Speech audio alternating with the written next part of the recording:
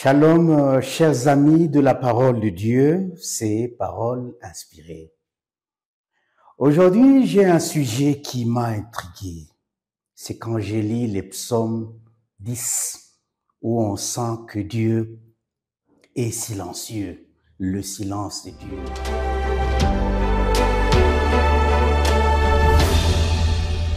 Allons dans le psaume.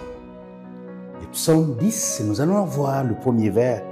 C'est que ça signifie. C'est une situation qui intrigue un tout petit peu, qui met au défi notre foi.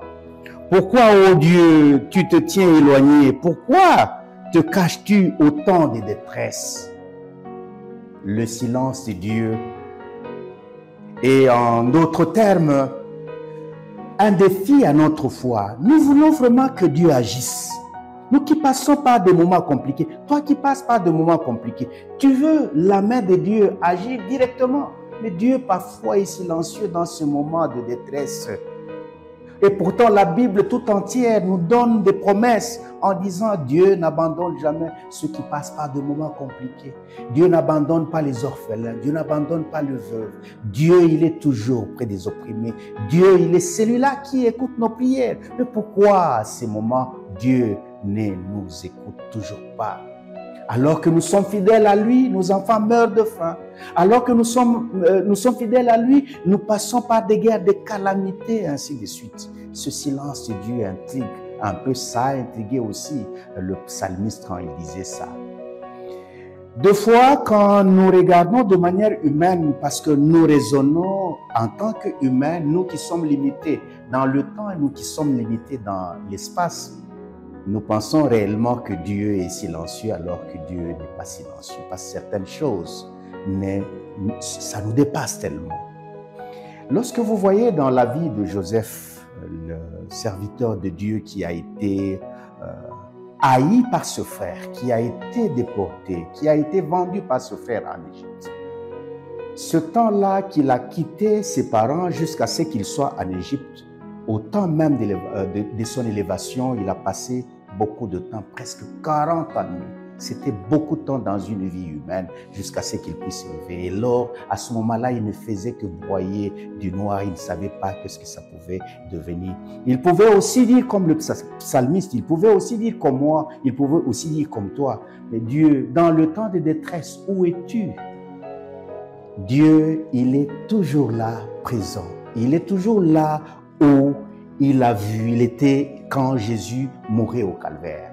Il est là, il attend son temps. Il sait mettre fin à toutes nos douleurs. Et d'ailleurs, son problème, c'est pas notre petite misère que nous passons, par laquelle nous passons. Son problème, c'est d'exterminer tous les problèmes et mettre fin au péché, parce que la source même de nos problèmes que nous avons, c'est le péché. Et il veut exterminer tout une fois pour toutes. Et que quand nous passons de manière là, figurative, de manière là, comme ça, par des misères, à ce moment-là, nous nous disons qu'il est silencieux alors qu'il n'est pas silencieux. Mais la note qui est beaucoup plus importante, c'est celle que le psalmiste lui-même dit dans ce psaume que nous voulons lire en terminant les psaumes toujours 10. Le 16e vers, il dit ceci: « L'Éternel est roi à toujours et à perpétuité. Les nations sont exterminées de son pays. Tu entends les vœux de ceux qui souffrent. Ô Éternel, tu as fermé le cœur, tu prêtes l'oreille. » Il est là, Dieu. Il prête l'oreille. Il est à côté de nous. Il est là dans nos misères. Et il veut nous sauver et mettre fin une fois pour toutes. Mon frère, ma soeur, tu passes aussi par ce moment compliqué et tu te dis comme le psalmiste, comme la plupart des gens, que Dieu est silencieux dans ma détresse. Je veux prier pour que tu ne puisses pas perdre confiance en Dieu, pour que tu ne puisses pas perdre la foi, parce que tu as besoin de cette foi afin que tu puisses avoir la vie éternelle. Prions. Seigneur Dieu, notre Père, oui, il arrive des moments où nous passons par des moments compliqués, nous ne savons pas que tu es là. Il arrive des fois même que nous sommes prêts même à quitter ta bergerie parce que c'est grave. Mais Dieu, tu nous rassures pendant ce temps que tu es toujours là et tu nous écoutes et tu vas soutenir moi, mon frère et même ma soeur qui expérimentent pas ce moment et qu'ils comprennent que ces moments qu'ils passent ne sont que des moments passagers, qu'à un certain moment, tu vas le relever et que tu vas le rétablir dans ce qu'il a connu comme injustice. Merci Seigneur parce que tu viens d'écouter notre prière de foi au nom de Jésus. Amen.